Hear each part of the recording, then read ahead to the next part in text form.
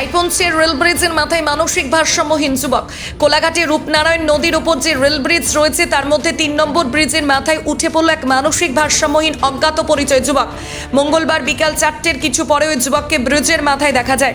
প্রত্যক্ষদর্শীরা জানান, ব্রিজের ওপর দিয়ে একটি মেইল ট্রেন যাওয়ার সময় সেই মেইল ট্রেনের ট্রেনের ব্রিজে নেমে পড়ে ওই যুবক। এরপরে আস্তে আস্তে ব্রিজের মাথায় চড়ে বসে। স্থানীয় বাসিন্দা এবং রেল পুলিশ অনেকবার ওই যুবককে নামানোর চেষ্টা করে, কিন্তু ব্যর্থ হয়। নামানোর চেষ্টা করলে রেলের হাই টেনশন লাইনে পা দেওয়ার ভয় দেখায়। মুহূর্তের মধ্যে হাই টেনশন লাইনের বিদ্যুৎ সংযোগ বিচ্ছিন্ন করে দেওয়া হয় এবং ট্রেন চলাচল বন্ধ থেকে প্রায় 2 ঘন্টা। স্থানীয় সূত্রে আরও জানা গিয়েছে, ওই যুবক আইফোনের দাবি করেছিলেন। তাকে নিচ থেকে একটি দাবি ফোন দেওয়া হয়। ওই যুবক ওই ফোনটি নিতে আসেন। আইফোন নয় বুঝতে পেরে আবার নাকি ওপরে ওঠেন। পরে স্থানীয় বাসিন্দাদের উদ্যোগে তাকে নামানোর উদ্যোগ নেওয়া হয়। স্থানীয় বাসিন্দারা ওপরে উঠে তাকে দড়ি বেঁধে নামানোর চেষ্টা করলে দড়ি ছিঁড়ে ওই যুবক মাটিতে পড়ে যান।